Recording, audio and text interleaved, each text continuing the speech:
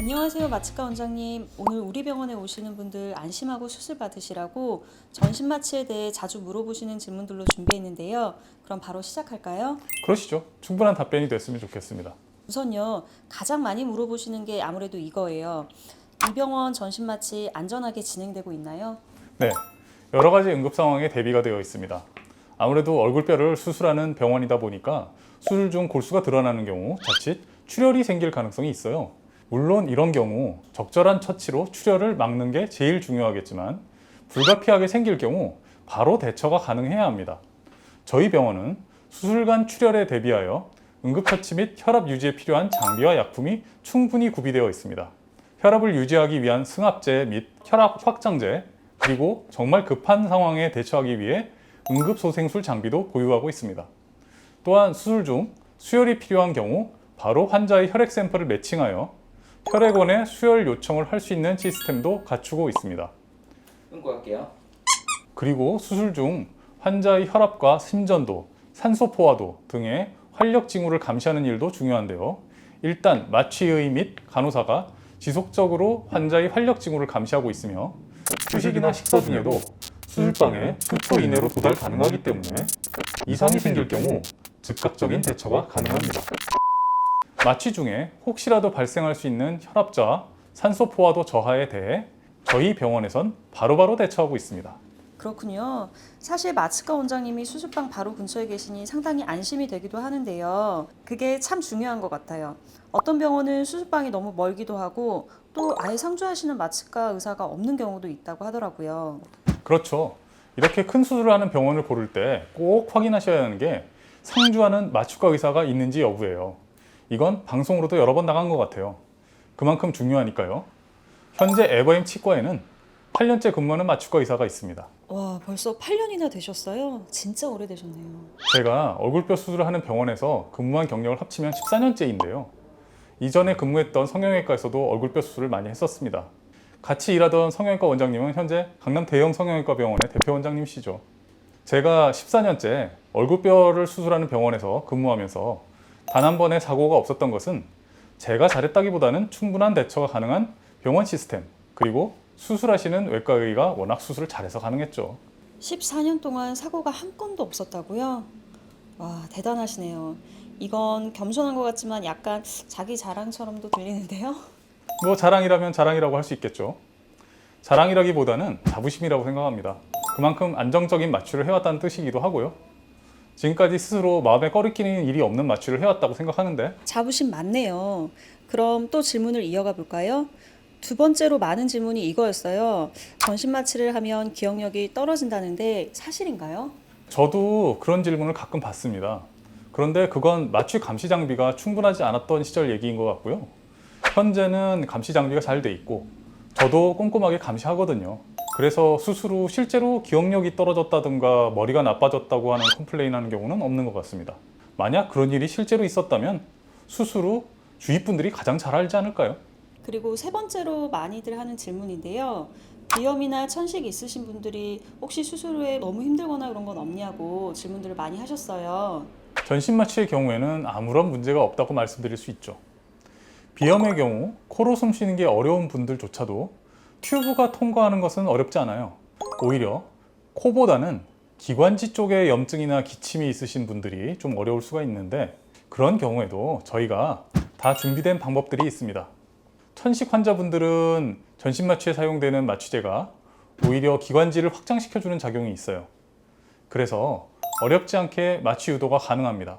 수술 후에는 저희가 필요에 따라 비강 튜브라든가 기관지 확장제를 사용하기 때문에 걱정 안 하셔도 되겠습니다. 참고로 그런 것과 관련해서 이제껏 단 한 번도 문제된 적이 없었습니다. 그만큼 안전하게 관리가 이루어집니다. 수면 마취에 대한 질문도 있었는데요. 전신 마취보다 수면 마취가 더 안전한가요? 수면이 더 안전하다고 말할 수는 없죠. 아무래도 기도가 100% 확보되어 있는 전신 마취가 더 안전하다고 할 수 있고요. 시간이 걸리는 수술 같은 경우 가급적 전신 마취를 권해드리고 있습니다. 수술 받으시는 분들께서 전신 마취가 겁난다고 수면 마취를 원하시는 경우가 있는데, 사실 전신 마취 하에서 더 안전하고 편안하게 수술 받으실 수가 있습니다. 시술 시간이 짧은 경우에는 수면 마취를 권해드리고 있는데 아무래도 그게 수술 받으시는 분 입장에서 준비할 것도 적고 간편하니까요. 혹시 영화에서처럼 마취가 안 되거나 아니면 중간에 깨는 경우가 있나요? 그건 딱 잘라서 말씀드릴 수 있습니다. 전신 마취의 경우 그런 일은 없을 것이고 지금껏 있어 본 적도 없습니다. 정상적으로 관리되는 전신 마취라면 있을 수 없는 일이죠. 중간에 깨셨다면 그건 전신 마취가 아니라 수면 마취인 경우입니다.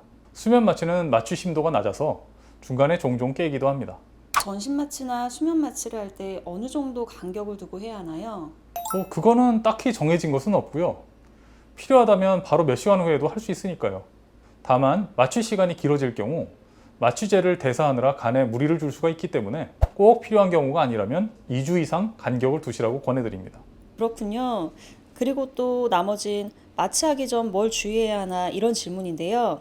마취 전에 환자 입장에서 조심해야 될 게 뭐가 있을까요?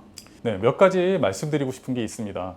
우선 수술 전 금식을 절대로 지켜주셔야 하는 거 당연하지만 이게 굉장히 중요하고요.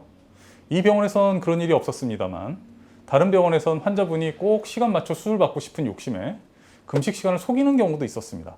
수술 직전에 솔직하게 얘기하셔서 수술방에서 바로 수술이 취소된 적이 있었습니다만 이런 건 극단적인 경우겠죠. 이런 일은 환자 본인을 위해서도 있어서는 안 되는 일입니다. 금식이 안 되면 수술을 미루는 게 당연합니다. 그리고 수술 전 검사에 이상이 있는 경우 걱정들을 많이 하시는데요. 어떤 검사 결과는 수술 전 추가 검사가 필요하지만 어떤 검사들은 이상이 있다 해도 수술을 진행하는데 문제가 없는 경우가 있습니다. 수술 전 검사 결과에 이상이 있더라도 제가 충분히 검토해보고 수술 가능 여부를 판단하니까 너무 걱정 안 하셨으면 좋겠습니다. 그리고 이건 좀 사소한 건데 수술 전에 손톱 매니큐어 좀 지우고 오셨으면 좋겠어요. 손가락에 산소 포화도 감시 장비를 부착할 때 매니큐어가 발라져 있으면 감시가 잘 안 되거든요.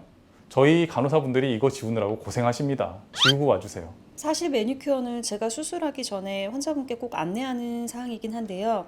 안 지켜지는 경우가 이렇게 가끔 있죠. 이거 보시고 수술하시는 분들은 제발 꼭 좀 지우고 오시길 부탁드려요. 질문은 다 끝났나요?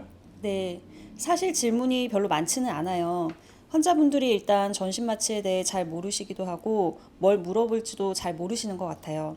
혹시 원장님이 더 하고 싶은 말씀이 혹시 있으시면 편하게 한번 해주실까요? 그럼 제가 이왕 영상 찍는 거니까 저희 병원의 응급상황 대처 장비에 대해서 간단하게 말씀드려 볼게요. 훌륭한 마취과 의사는 여러 가지 응급상황에 대처할 수 있는 다양한 수단을 손에 쥐고 있어야 합니다. 우선 이건데요. 이건 후드 마스크라고 해서 환자가 호흡이 곤란할 때 기관지 튜브 삽입을 해야 하는데 여러 가지 상황으로 그게 어려울 경우에 말하자면 입안에 피가 고여 있다든가 목이 부어 있다든가 할 때 저희가 쓰는 장비입니다. 이걸 목 안으로 밀어넣고 부풀리기만 하면 환자의 호흡을 유지시킬 수가 있습니다. 편리하죠? 이런 게 있군요. 급할 때 잘 쓸 수 있겠네요. 네, 그렇죠. 그리고 이건 저희 마취의끼리 불방망이라고 부르는 건데요. 이것도 위에 말씀드린 것처럼 기관지 튜브 삽입이 어려울 때 쓸 수 있는 장비죠. 조명을 어둡게 한 상태에서 튜브를 끼워서 목에 밀어 넣으면 됩니다. 그러면 기관지 내로 튜브가 들어갔을 경우 목 아래로 불빛이 퍼지는 게 보입니다. 아, 이런 것도 있군요. 신기하네요. 그리고 이건 환자의 모관이 굉장히 부었을 때 모양을 유지할 수 있게끔 금속 코일 구조로 된 기관지 튜브예요. 이건 환자의 목이 아무리 부어 있더라도 형태를 유지할 수 있게끔 설계가 되어 있죠.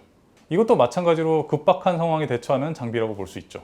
마지막으로 한 가지 저희가 보여드리고 싶은 게 있어요. 저희 병원에서 쓰고 있는 마취기인데요. 대학병원급의 마취 장비입니다. 현재 대학병원에서 이 마취기를 쓰고 있는 곳이 있을 거고요. 굉장히 고가죠. 이 마취기가 왜 좋으냐면 지속 양압 모드가 가능해요. 그게 뭐냐면 환자의 폐에 폐부종이 생겼을 경우 이 모드로 호흡을 유지하면 폐 기능이 좋아지는 데 도움이 되거든요. 사실상 대학병원 중환자실급의 케어가 가능하다는 뜻이죠. 이것만 해도 만일의 경우를 대비하는 데 큰 도움이 된답니다. 아까도 말씀드렸지만 마취라는 건 여러 가지 대처 수단을 손에 쥐고 있을수록 사고 위험이 줄어듭니다. 그런 면에서 이런 좋은 마취기를 쓰고 있다는 것도 크게 안심이 되는 일이죠. 아, 그렇군요. 정말 말씀 듣고 보니까 여러 가지로 든든하게 느껴지네요. 그럼 인터뷰는 여기까지 하겠습니다. 원장님도 배고프시죠? 점심 먹을 시간이네요. 그래요. 밥 먹을 시간이네요. 여기까지 할게요.